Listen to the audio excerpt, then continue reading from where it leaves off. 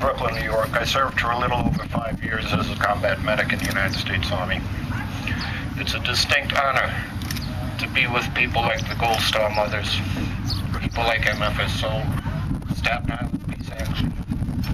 My fellow moonbats and conspirators, I salute you all. In the calamity that we visited upon the people of Vietnam, certain strange things came to my attention.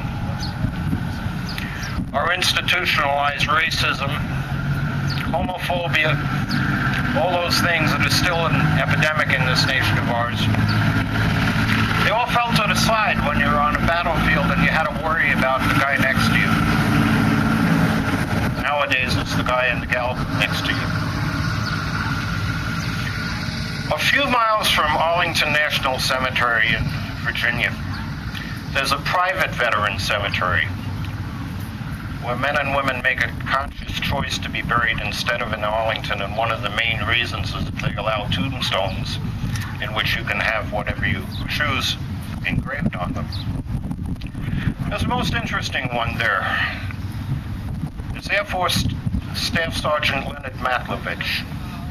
And what's engraved on his tombstone is, they gave me a medal for killing one man and an undesirable discharge for loving another.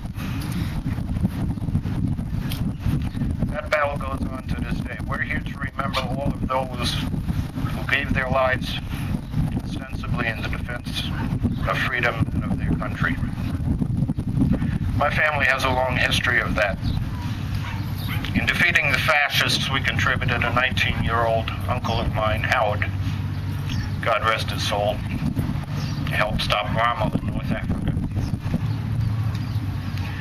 This battle goes on, and the question is being raised a lot in Veterans for Peace, whether or not Memorial Day should be only about veterans or our fallen, or whether or not we should remember all of those who have been victimized by war.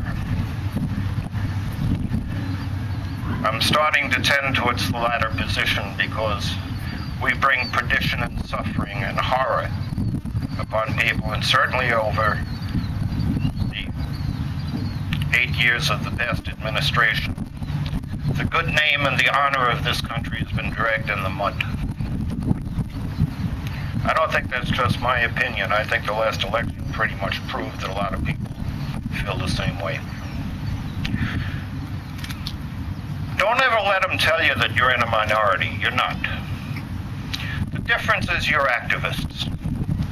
You want to get out there and do something about it. You won't buy into the morass of despair, saying, what can I do?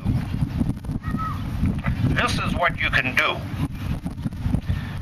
And every family that walks by with their little children may just get the idea that war is an instrument of national policy is one horrendous mistake. And that it doesn't have to be that way.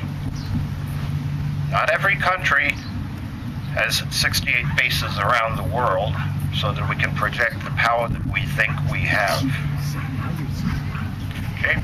760. Yes, well, specifically those that can project our, that is to say, bases with B-52s and the capacity to deliver death and destruction to their neighbors. We're signatories to every document in the United Nations, including the Universal Declaration of Human Rights.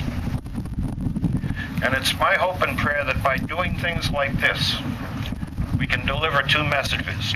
A, that our country keeps its word.